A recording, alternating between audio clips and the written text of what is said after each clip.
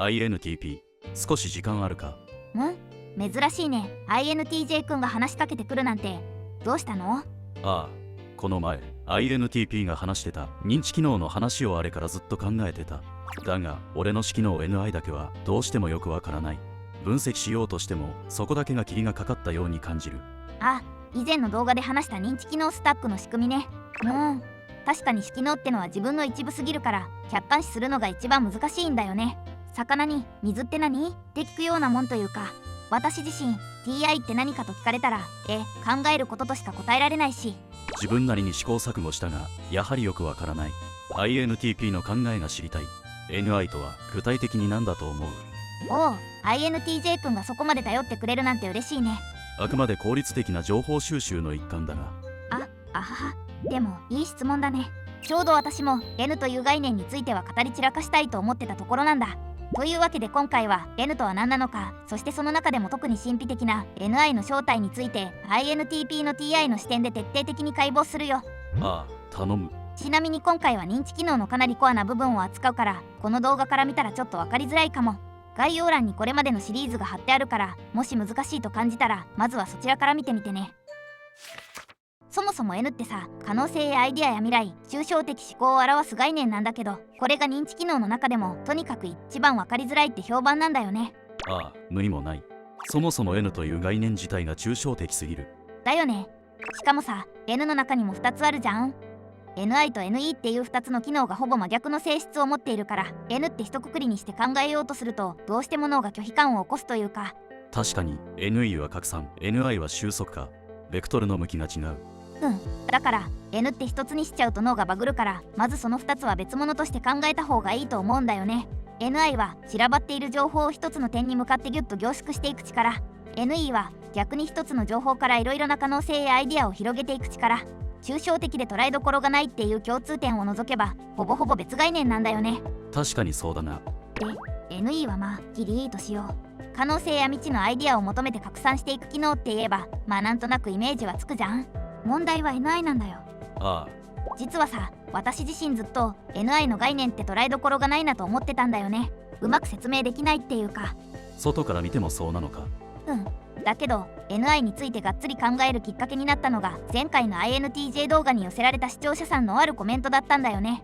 コメントがどんなコメントだ？これがそのコメントなんだけど、なんというかプログラミングでいう関数みたいなものが頭の中にたくさん貯蔵されている感覚。例えば関数 x A の時 B になる、関数 y B の時 C になるが頭の中にあるとすると、 A を見た時にパッと C だと判断する。なるほど、関数か。プログラミングに詳しくない人のためにより簡単な例で表してみると、まずみんな学校で習った数学の関数を思い出してほしいんだけど、 y イコールに x 足す3みたいなやつ。X に値を入れたら Y が出てくるやつだな。そうそう、 X に1を入れたら Y は5、 X に2を入れたら Y は7。この入力したら決まった結果が出る仕組みが関数の基本。プログラミングの関数も考え方は全く同じで、何か情報を入れたら決まった処理をして結果を返すっていう変換ルールなんだ。つまり A という情報を入れたら自動的に B という結果が出てくる装置ということだな。そう。そして NI が強い人の頭の中にはこの変換ルールイコール関数が大量にストックされてるんだってことをこの人は言ってるわけ。なるほど、確かに言われてみればそんな気もする。でもさ、ここからが本題なんだけど、このコメントを読んだ時に私は納得感とともに妙な違和感を覚えたんだよね。違和感？ここから先は MBTI の公式本にもユングの本にも書いていない私が導き出した現時点での私なりの答えだよ。それでよければって前提で聞いてほしいんだけど。続けてくれ。私が抱いた妙な違和感、それを説明するためにまずは普段 INTJ 君の頭の中で何が起こっているのか一つ例を挙げてみる。例えば友人の家に遊びに行って玄関から部屋に入った瞬間を想像して、その人の部屋に招かれて入った瞬間、普通の人なら散らかってるなとか綺麗な部屋だな程度の感想で終わりなんだけど、 INTJ 君が部屋に入った瞬間にこの人3ヶ月以内に転職するなって結論に至ったとする。確かに実際そういう洞察が降りてくるときはある。私がそれを知ってるのが意外だった。じゃあその部屋に入ったから3ヶ月以内に転職するっていう結論に至るまで INTJ 君の頭の中で何が起きたと思う？何が起きたか。さっきの視聴者さんのコメントだと、関数 X 部屋が散らかってる、忙しい。関数 Y 忙しい、仕事が大変。関数 Z 仕事が大変、転職を考えてるみたいに A、B、C、D って順番に関数を実行したって説明になるよね。まあそういう説明になるな。でもさ、 INTJ 君は本当にそうやって順番に考えてる？あ、今言われてみればって思った。あ、確かに段階的に考えた記憶はない。部屋に入った瞬間にこの人は近いうちに転職すると確信が浮かぶだけだ。そう、それが NI の本質なの。で、ここからが重要なんだけど、 INTJ 君が部屋に入った瞬間に処理してる情報って実は部屋が散らかってるだけじゃないんだよね。どういうことだ？実は INTJ 君の脳は部屋に入った一瞬でこんな情報を同時に拾ってるんだ。机の上、いつもは整理されてるのに今日は書類が散乱してる。本棚、転職ガイド、職務経歴書の書き方という本が新しく追加されてる。ゴミ箱、コンビニ弁当の容器が3つ、最近自炊してない。洗濯物、畳まれず椅子の上に積まれてる。家事の優先度が下がってる。カレンダー、特定の日付に赤丸がついてる。表情、疲れてるがどこか晴れやか。話し方、いつもより饒舌、何かを隠そうとしている、または興奮している。こういう複数の情報を一瞬で同時に拾って、それを全体として一つのパターンとして認識してるんだよ。でも INTJ 君の意識には、この人近いうちに転職するっていう結論だけが浮かぶ。その結論に至るまでに脳は本棚、ゴミ箱、カレンダー、表情っていう複数の情報をバラバラに分析してない。それらを一つの全体像として過去の記憶の中にある転職を決意した人っていうパターンと瞬時に照合してるんだ。確かに本が増えてるとかゴミ箱にコンビニ弁当がとか一個一個意識してるわけじゃない。部屋の雰囲気全体を見てこの人はそういう状態だってわかる。そう、 NI は複数の微細な情報を同時に全体として把握して、それを過去の記憶の中のパターンと一括で照合する機能なんだ。だから ABCD って順番に関数を実行してるわけじゃなくて、本棚、ゴミ箱、カレンダー、表情、話し方など複数の情報を同時に統合して一つのパターンとして認識してるんだ。これを認知心理学ではゲシュタルト認知って言うんだけど。ゲシュタルト？ドイツ語で全体とか形態って意味。部分の総和ではなく全体の構造として認識するっていう考え方なんだ。例えば絵を見た時にこの線が赤い、この部分が暗い、人物が端にいるって一個一個分析するんじゃなくて、絵全体を見た瞬間に、あ、これは孤独を表現してるなってわかる感じ。ああ、それはそうだ。美術館で絵を見た瞬間にこれは何を表現してるかがわかる。だがなぜそう思ったのかを説明しろと言われても、色と構図とって後から理由を探すしかない。そうそう、だからさっきの視聴者さんのコメント、関数 X、A なら B、関数 Y、B なら C を実行してるっていうのは実は半分正しくて半分違うんだ。半分？確かに NI は関数を使ってるんだけど、 ABC って順番に1個ずつ実行してるわけじゃないんだよね。実際には A、B、C、D、E っていう複数の情報を同時に一つの関数に放り込んで一気に結論 Z を出してる。なるほど、一つずつ処理してるわけじゃなく全部まとめて処理してるということか。そう。でもさ、それって INTJ さん自身にはめちゃくちゃ説明も証明も難しくない？ああ、難しい。だから結論が出た後になぜその結論に至ったのかを説明しようとして、後から ABCD っていう経路を逆算で作ってるんだと思う。逆算して？実際には本棚、ゴミ箱、カレンダー、表情っていう複数の情報を同時に全体として見てパターン照合してる。だから理由なんてない。ただ部屋全体の雰囲気が過去に見た転職を決めた人のパターンと似てただけ。膨大な情報セットを一気に一つの型、テンプレートに流し込んで一瞬で結論を出力する。コメント主さんが言ってたのは連鎖関数。でもどっちかっていうと NI は多変数関数に近い。多変数関数？連鎖関数はリンゴの数 X を入れたら値段 Y が出る。でも多変数関数は答えは一つだけど、そこに入れる材料、データが複数ある計算式なんだ。これらを1個ずつ X だから忙しいのかなと計算するのではなく、全部まとめて一つの多変数関数にどさっと放り込むんだ。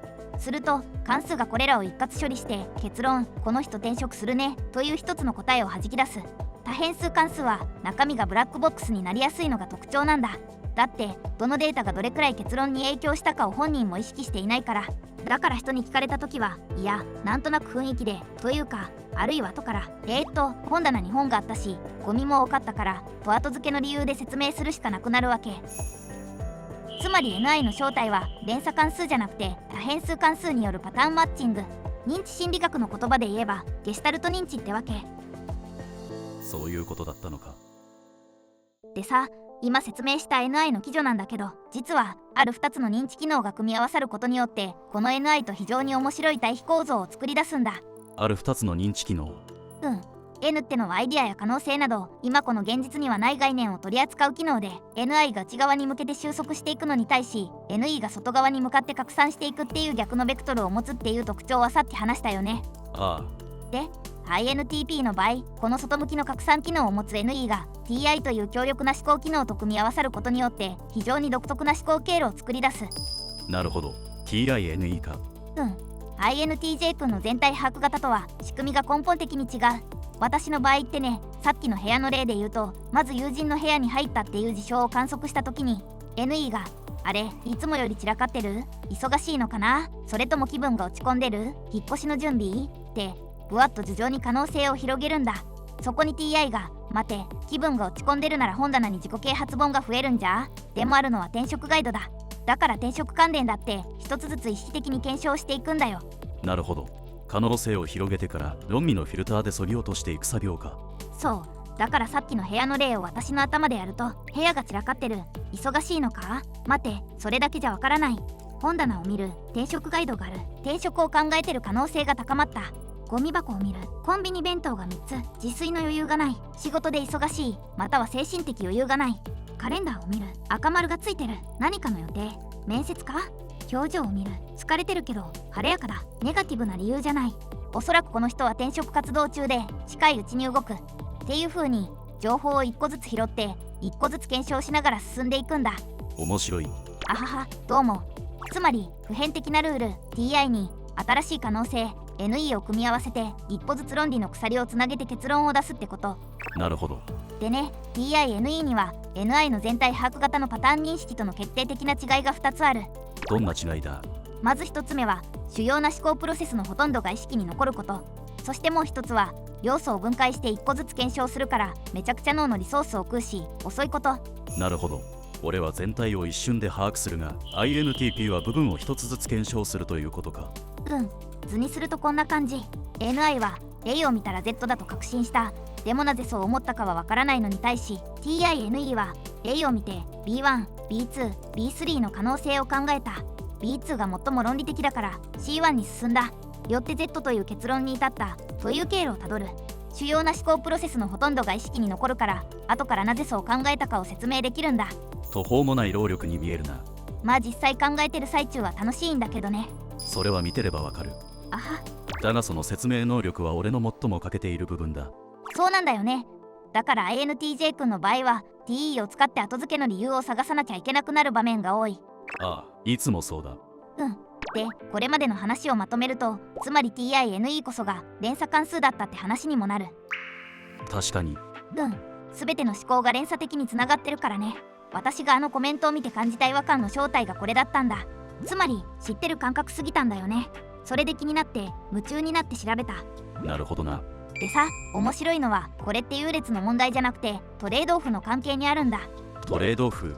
例えば NI の場合は高速だけど説明困難。一瞬で結論に到達するけどなぜそう思ったのかが言語化できない。あとは基本的に過去のパターン参照だから完全に新しい問題や未知の課題に対しては少し時間がかかることもある。一方 TINE の場合は一応主要な思考プロセスのほとんどを言語化できる。まあ口下手すぎるのと全ての思考過程を説明しすぎて逆に伝わらないことが多いんだけど、あとは初めて見る問題とか未知の課題なんかにも基地の論理フレームワークの応用で対応しやすい。おまけに他者による再現性が高く、仮に途中の理論展開にミスがあったらプロセスを遡れる検証可能性というメリットまであるんだけど、何せ低速処理だし結論が出るまでには時間がかかる。そして認知負荷が高くて疲れやすい。なるほど。確かに綺麗にトレードオフの関係にあるな。どっちが優れているかとかじゃなくて目的による使い分けって感じだよね。 NI が生きる場面もあるし TINE が優れてるシーンもある。ただ面白いのがこの2つの機能はプロセスは正反対だが到達点が似るという性質がある。到達点が似る。プロセスは全然違うのに最終的に似た結論にたどり着くことが多い。同じじゃないんだけどどちらも目指すのは本質的理解だから結論の方向性が近くなることが多いって感じ。だからこの2つの機能を持ってる人同士は会話が成立しやすい。2人が同じ結論にいる時に NI 持ちはなぜそう思ったかを説明できないけど TINE 持ちが論理で補足するとそれが言いたかったってなる。今まさにそうなってる。あはは、通りでここまで話が通じるわけだな。本当だよね。 INTJ と INTP は MBTI 初心者から見ると最後の P と J が違うだけに見えるんだけど、認知機能スタックの仕組みを知ってる人からすれば全くの別物じゃない？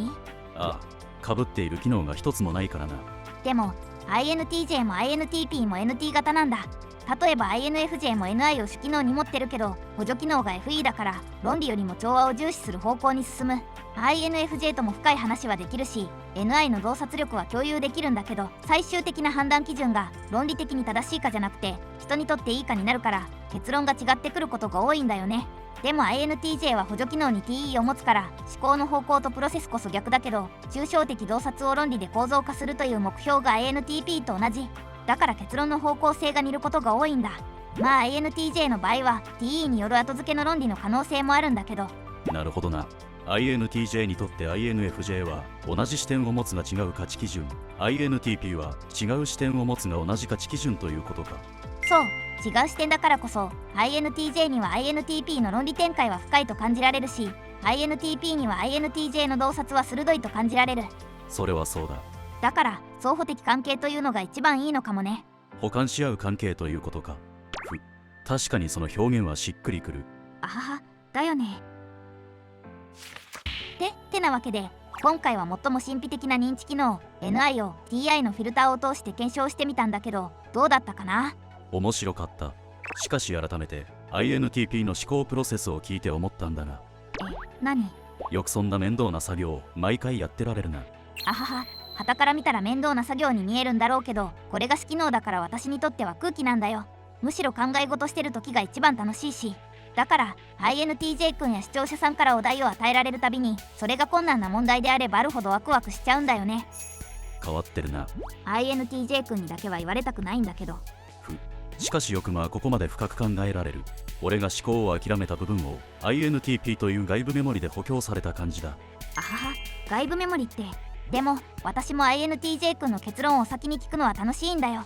迷路の先に INTJ 君が答えはこれだって待っててくれるような安心感があるからね。迷路の先か。でもあくまで今回の話は私の TINE が出した僕の考えた最強の理論でしかないから、その点は注意ね。 MBTI 公式やユング心理学で述べられてることじゃなくて一 INTP の考察でしかないから。ああ、分かってるよ。そういえば話は変わるが、このチャンネル収益化したらしいな。あ、そうなの。いつも動画を見てくださってる皆さんのおかげで先日無事達成しました。本当にいつもありがとうございます。